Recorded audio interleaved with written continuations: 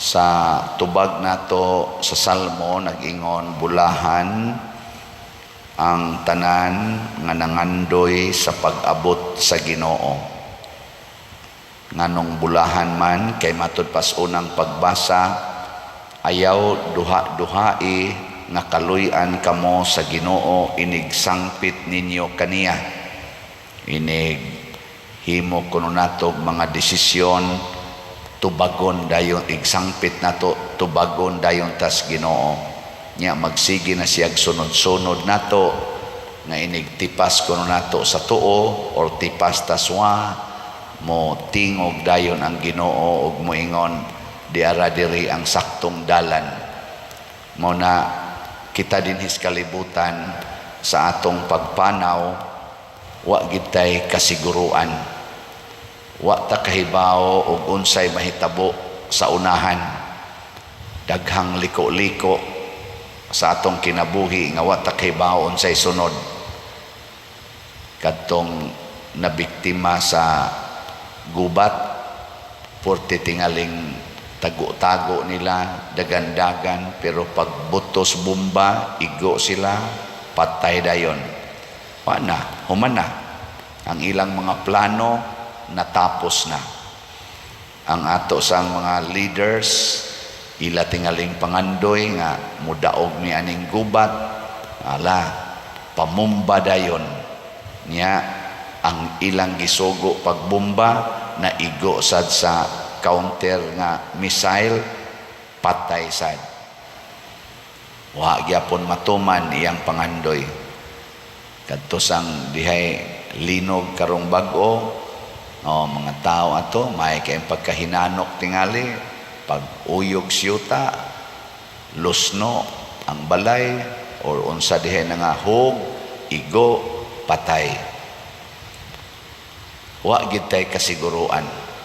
Kinsa may nahibaw sa atong future, kinsa may mas nahibaw sa atong kinabuhi, ang Ginoo.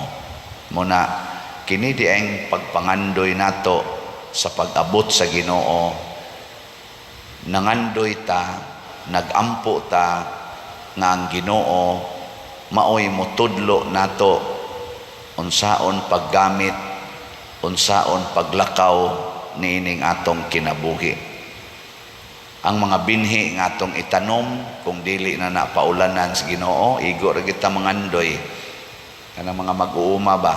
Ako mag-uuma man sad ko sa una. Mangandoy gid in taon may unta inig pugas da. Inig kanang mahuman nag-abli ang umhonon unya magsige na migampo may tagmuuan karon makapugas na ta. Nga inig pugas pod mo straight sa dang init og mga duha ka adlaw maintag mo uwanda kay aron moturok tong binhi. Ana ra gyud igo ra kitang mangandoy kay dili man kami mo igabuot sa uwan. Nya kun ang Ginoo atong saligan, dili niya pakyason ang atong pangandoy bisan paning nias atong kasing-kasing. Gikonobe ing nakono nang imong tupad diha unsa may imong pangandoy ron na ngandoy kang makadawat og bonus, ngandoy kang maayos imong sakit. Ay uban ron nangandoy nga di unta matapos ang tuig, makauyab na unta. Nasay uban ngandoy nga makasikan time, ang mga byuda ba ngandoy sila sikan time.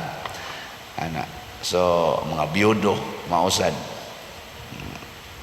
daghan tag pangandoy nga makalipay nato, pero kaning tanang pangandoy atong i-surrender sa Ginoo. Harii Ginoo. Mao na diri sa atong ebanghelyo, si Jesus nagpadala sa iyang mga tinun-an unsa may iyang sugo sa iyang pagpadala. Ingon siya, ayuhan ninyo ang mga masakiton, papahawaa ang mga yawa, hinlui ang mga sanlahon, niya isangyaw ang maayong balita sa kaluwasan. Pulos gyud siya mga butang nga makaayo sa atong kinabuhi. Ang sugo ni Kristo makaayo gyud sa kinabuhi. Pero ang iyang sugo, pag-ayos mga masakiton, pagpapahawag mga yawa, pag limpyo ani mga sanlahon, kaning mga bungol, makadungog, mga buta, makakita, pulos in a form of service. Ang buhaton sa Ginoo nato, dili siya mo magic nga kita automatic ayo dayon igabot niya, nga igsangpit nato, labi na ginang musangpitan niya, ayo dayon ta, nga kanang kita giayohon ba? Niya ba tay tendency nga ang atong pagpangayo sa Ginoo pulos gyud atong kaayuhan, suguon detas Ginoo. Ingon siya, sa dili pa ka maayo or aron ka maayo, himuon ti kang instrumento sa kaayuhan sa uban. Ang pangutana, andam batang mupaambit or mualagad aron mahimong nindot ang kinabuhi sa atong isig katao. Anda mo dili. Sige, way tingog. Unsaon man, ayaw pagsigig hunahuna sa imong problema. Pananglitan na kay sakit, kanser. Ayaw paghunahuna nga ikaw ra gyud na kanser. Naay millions of people in the world nga nangakanser. Parehas nimo. Ang imo tingali stage 2, ang ila stage 4. Purting daghana. Nakaron inig ampo nimo para sa imong kaayuhan, isip cancer person na cancer, i-appeal ang uban nga sa imong pagsakripisyo, pagampo, ingna, Lord, nangandoy unta ko nga maayo aning akong cancer niya, ayuhasad ang tanan nga dunay cancer karon.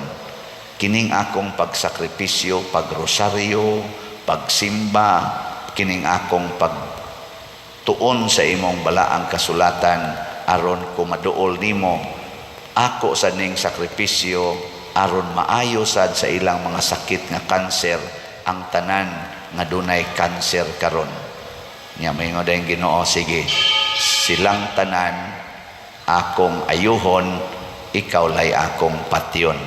Nana, nya okay ra nimo. Di man mong tingog. Okay ra, dili. Dili. Okay. Sige. Mo na inindot kayo. Dili kay magsige tagpangayo. Pareha bitaw nila ni San Roque. Si San Roque, nasakit man to siya. Sa upa siya masakit, nitabang siya sa mga masakiton. Nya, sa dihang nasakit na siya, dito siya sa kakahuyan. Kaya di siya gustong mahimong problema sa iyang isig katao, og ang iyang pag-antos sa iyang sakit og sa iyang kasakit, iyang gihalad aron maayo sa sakit ang mga masakiton. Mo nahangtod karon si San Roque atong sangpitonon aron maayo ang atong mga sakit og ang mga sakit sa atong mga masakiton. Mausad ang gibuhat nilang St. Therese of the Child Jesus. 5 ka tuig siyang nag-antos iyang sakit. Ang iyang sakit ug ang iyang kasakit gigamit niya sa pag-ampo aron nga maayo sa ilang sakit, mulampos sa ilang mga tumong ang mga tao nga dunay gibuhat, labi na gyud sa mga misyonero sa simbahan, labi na gyud sa mga taong dunay mga panginahanglan. Dili ta magsigig hunahuna sa tong kaugalingon. Gamito nato ang atong kasinatian sa Ginoo sa pag-alagad. Muna dinis atong parokya, nagsigi tag pangalagad. Maligya ta karog slots, walang sa kuroy update, ugma na lang baligya tag slots dinhi, di gid ni para sa ato. Aw niya say para sa parokya, para sa atong kumbinto, pero mas gitan-aw nato para unsa maning kumbinto, maligya tag SBF dag, para unsa maning sitiyo, nga ato maning sigbaligya para sa ni siya sa mga way balay atong matukurag balay ang kumbinto para sa atong formation center o para sa puy-anan sa mga pari nag-alagad simbahan o kanang mga way kapuy-an nga muanhi sa atong parokya nga mga transients ma-accommodate pod nato nya kining atong DSAP kining investment slot saon man sad ni nato para gyapon ni sa paghimog dakong proyekto sa atong Columbari unya ang maong proyekto itabang nato ngadto sa mga panginahanglan sa simbahan o sa mga kabos natong katawhan pulos gyud ni siya nakasentro sa pagpangalagad kay mao man ni ang misyon sa simbahan mao man ni ang sugo sa Ginoo nya niingon pagid siya diri nakadawat kamo nga walay bayad busa panghatag kamo sa walay pagpangayog bayad di na ta maghuna-huna og baos di na ta moingon ngigagod ako nalay sige og ampo para nila niya ako di am sa kuy akong panginahanglan ayaw na ana matud pas Ginoo sige lang jud alagad kay ini kahuman nato alagad ang mobayad nato mao ang Ginoo mismo matud pa niya ang manghatag paghatagan ug ang manghatag og mas daghan pa hatagan sad og mas daghan pagayod pero do na sad siya counter ani ang gihatagan og daghan paninglan og daghan ang gihatagan og mas daghan pagayod paninglan sad og mas daghan pa dunay paningil din hinato pero hatagan ta niya di siya magkuwang ana una ang atong kadasig sa pag-alagad atong ipasukad sa kamatuoran nga sugo ni sa Ginoo mao ni ang atong paningkamot aron ang Ginoo moabot sa atong kinabuhi nya iya dayon tang tultulan sa dalan padulong ngadto tinuod nga kinabuhi samtang ni apata dinhi nagpanaw kay kani man atong kinabuhi dinhi mga igsoon panaw man ni nagpanaw ka nay uban nato nagpanaw nga naay asawa ug bana nay uban nato nagpanaw naay anak uban sad way anak